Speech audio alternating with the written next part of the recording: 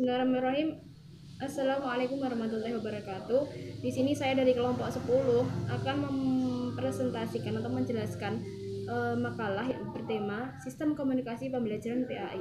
Nah, di sini ada beberapa poin yang akan kami bahas. Yang pertama yaitu ada 4 poin, yakni yang pertama definisi dari TIK sendiri, yang kedua jenis dan fungsi dari TIK, yang ketiga karakteristik, dan yang keempat itu bagaimana penerapannya dalam pembelajaran PAI. Nah, kali ini saya akan menjelaskan poin yang pertama itu mengenai tentang definisi teknologi komunikasi dan juga informasi. Nah, di sini mengenai pengertian teknologi sendiri, seperti kita ketahui bahwasanya teknologi sendiri yaitu definisinya yaitu penggunaan alat dan juga kerajinan dan bagaimana hal tersebut dapat mempengaruhi kemampuan atau mengontrol serta beradaptasi dengan lingkungan sekitar. Nah, teknologi di sini yaitu bisa juga disebut dengan benda-benda yang diartikan oleh manusia seperti mesin, katrol, alat-alat teknologi lainnya.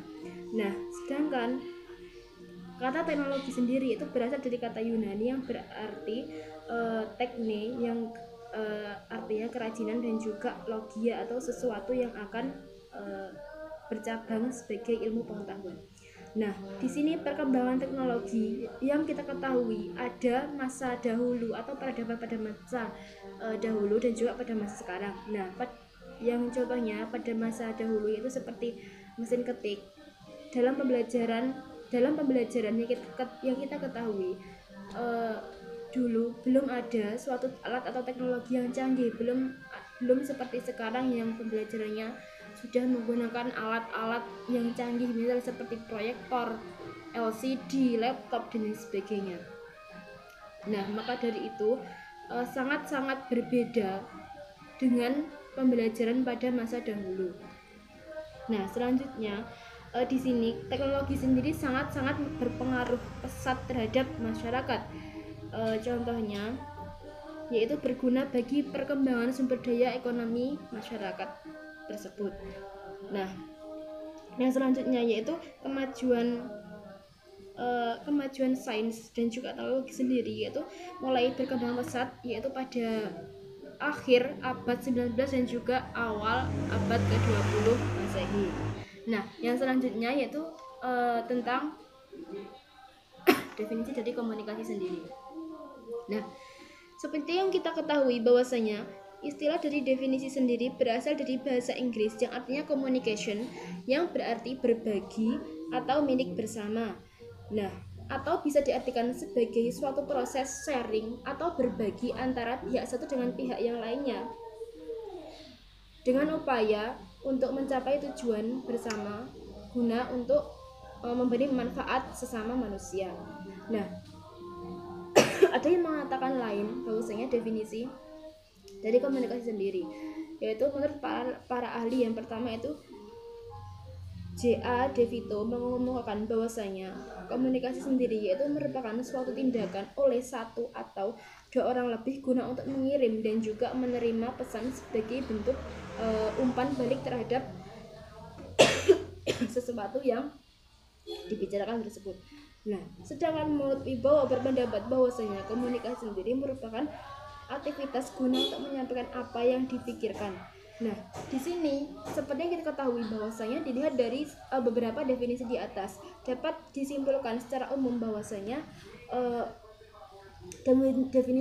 definisi dari komunikasi sendiri yaitu adalah suatu bentuk pembentukan, pengolahan data, penerimaan yang terjadi pada diri seseorang dengan tujuan tertentu. Nah, selain itu bentuk komunikasi sendiri yaitu dapat berupa secara langsung maupun secara tidak langsung atau melalui perantara media lah. Nah, seperti itu. Terus di sini ada dua bentuk dari komunikasi sendiri, yang pertama komunikasi pasif dan juga komunikasi aktif. Nah, kalau komunikasi aktif yaitu di mana proses komunikasi yang berlangsung antara komunikator dengan komunikan itu dapat berjalan sesuai yang diharapkan atau sama-sama mempunyai timbal balik antara keduanya. Nah, berbeda dengan komunikasi pasif, yaitu komunikator menyampaikan informasi kepada komunikan, tetapi komunikan tersebut tidak merespon dengan pengetahuan apa yang sudah diberikan oleh komunikator tersebut. Nah, lanjut definisi dari informasi. Di sini itu dapat diartikan yaitu sekumpulan data atau fakta yang telah diproses dan dikelola sedemikian rupa sehingga menjadi sesuatu yang mudah dimengerti dan bermanfaat bagi sesama manusia. Nah, secara etimologis kata informasi sendiri berasal dari kata Latin information yang berarti ide, kode keras, atau secara garis besar yaitu dapat disajikan dalam beragam bentuk mulai dari tulisan, video, diagram, tabel dan lain sebagainya. Nah, menurut para ahli definisi dari informasi sendiri yakni suatu data yang sangat penting itu menurut Giorgio R. Terry yaitu suatu data yang sangat penting yang memberikan pengetahuan yang berguna bagi penerimanya. Sedangkan menurut Azhar Santoso yaitu suatu hasil pengolahan data yang memberikan arti dan manfaat bagi penerima. Itu hampir sama ya dengan pendapatnya George tadi, hampir sama. Nah, sedangkan yang selanjutnya itu adapun beberapa fungsi dari informasi sendiri di sini yaitu ada salah satunya yang pertama yaitu menjadi sumber pengetahuan baru, yaitu misal seseorang yang membutuhkan pengetahuan atau wawasan luas sehingga dia bisa membuka internet. Nah, dari dia membuka internet tersebut yaitu dia dapat mengetahui ide-ide atau gagasan baru yang dia inginkan. Nah, seperti itu. Terus Nah, kemudian dalam pembahasan yang kedua, di sini kita akan membahas tentang jenis-jenis dari media dan fungsi dari media sendiri. Yang pertama adalah jenis-jenis dari media. Dapat kita tahu bahwa sekarang kemajuan yang dicapai oleh manusia dalam bidang teknologi dan pengetahuan itu sangatlah pesat. Bisa kita lihat dari beberapa perusahaan asing yang memproduksi handphone, kemudian ada komputer, laptop. Mereka itu saling bersaing dalam memproduksi atau mengeluarkan produksi yang terkini. Kemudian dalam pembelajaran, TK sendiri itu memiliki beberapa jenis media dalam mempermudah pembelajaran. Makalah menyebutkan ada 3 jenis karakteristik atau sifat dari media. Yang pertama adalah media visual, kemudian yang kedua ada media audio, kemudian yang ketiga ada media audiovisual. Nah, kemudian bagaimana cara kita mengklarifikasikan atau mengelompokkan media ini termasuk dalam media visual, kemudian media audio atau media audiovisual? Yang pertama kita harus mengetahui terlebih dahulu mengenai pengertian dari masing-masing jenis atau sifat dari media ini. Yang pertama adalah media visual. Apa yang dimaksud dengan media visual? Nah, media visual adalah di mana kita memperoleh informasi melalui penglihatan. Kita mampu menikmati informasi tersebut dari penglihatan. Nah, seperti contohnya dalam pembelajaran adalah pertama ada buku LKS, kemudian ada buku khusus untuk siswa, kemudian buku pegangan guru, ada brosur, ada poster dan sebagainya. Seperti itu. Yang kedua adalah media audio, di mana media audio adalah kita memperoleh informasi melalui pendengaran atau telinga. Nah, seperti contohnya radio, seperti informasi kemerdekaan Indonesia itu dulu penyebaran informasinya juga melalui radio. Jika dikaitkan dengan pembelajaran, contohnya itu ketika kita sedang melakukan ujian nasional dulu bahwa pada mata pelajaran bahasa Inggris kita ada materi speaking, yaitu mendengarkan. Jadi melalui rekaman yang diputar oleh guru, kemudian disambungkan ke sound system di kelas. Nah, melalui sound system itu kita mampu mendengarkan soal-soal yang dibacakan. Nah, kemudian yang ketiga di sini ada media audiovisual, di mana pengertian dari media audiovisual adalah kita mampu memperoleh informasi melalui mata sekaligus dengan telinga, melibatkan penglihatan dan melibatkan pendengaran. Seperti contohnya televisi. Jadi melalui televisi kita mampu mengetahui informasi itu sekaligus dengan mata, kemudian juga dengan telinga. Nah, dikaitkan lagi dengan pembelajaran, yaitu seperti komputer. Jadi lewat komputer itu kita bisa dua-duanya, dengan melihat juga bisa, kemudian juga dengan mendengarkan. Nah, jadi itu tadi 3 jenis dari media pembelajaran TIK ya. Nah, yang pertama ada media visual, kemudian ada media audio, yang terakhir adalah media audiovisual.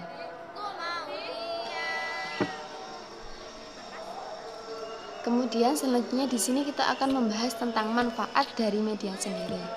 Nah, dalam pembelajaran khususnya manfaat teknologi itu sangat banyak. Dapat dicontohkan, yang pertama adalah media itu mempermudah guru dalam menyampaikan pembelajaran atau materi kepada siswanya. Nah, sebagai contohnya dalam pembelajaran, guru menggunakan LCD, kemudian menggunakan komputer dalam pembelajaran. Nah, dengan ini mungkin siswa akan lebih tertarik dengan pembelajaran yang disampaikan oleh guru. Dalam contohnya ketika materi pembelajaran sejarah kebudayaan Islam dalam materi hijrahnya Rasulullah ke Madinah. Nah, dalam pembelajaran ini guru dapat menampilkan beberapa video terkait perjalanan Rasulullah dari Mekah hijrah ke Madinah, seperti itu. Nah, di video itu juga dijelaskan tahun berapa Rasulullah hijrah ke Madinah, kemudian siapa saja yang ikut dalam hijrah itu, kemudian juga dijelaskan pendirian Masjid Nabawi di Madinah, seperti itu. Jadi ketika guru melibatkan banyak media, guru melibatkan banyak informasi seperti itu, mungkin siswa akan lebih tertarik dalam pembelajaran. Jadi akan memicu teringatnya materi itu oleh siswa ketimbang ketika guru monoton menjelaskan dengan materi yang ada, menjelaskan dengan buku LKS, hanya dijelaskan dengan metode ceramah. Mungkin itu akan membuat siswa lebih tidak tertarik. Siswa akan mungkin mengantuk dalam proses pembelajarannya. Nah, jadi saling berkaitan antara pertama guru mempermudah guru, kemudian menarik perhatian siswa dalam pembelajaran, yang terakhir adalah menjadikan siswa itu akan terus ingat dalam pembelajaran yang telah disampaikan oleh guru. Nah, jadi seperti itu. Yang C, karakteristik media TIK dalam pembelajaran PAI. Yang pertama adalah televisi. Karakteristiknya adalah dapat dinikmati oleh siapa saja, dapat menjangkau daerah luas, waktu siarannya sudah tertentu, memiliki daya penyampaian dan pengaruh yang kuat karena dapat memberikan kombinasi antara suara dan juga gambar. Kedua, radio. Karakteristiknya dapat diterima oleh siapa saja, dapat menjangkau daerah yang luas, praktis dan mengatasi buta huruf, artinya para pendengar radio tidak dituntut untuk bisa membaca. Ketika internet, karakteristiknya yaitu informasi yang ada di dalamnya itu bersifat publik, dunia maya selalu mengalami perubahan yang sangat cepat, dan internet beroperasi secara virtual. Yang keempat, komputer.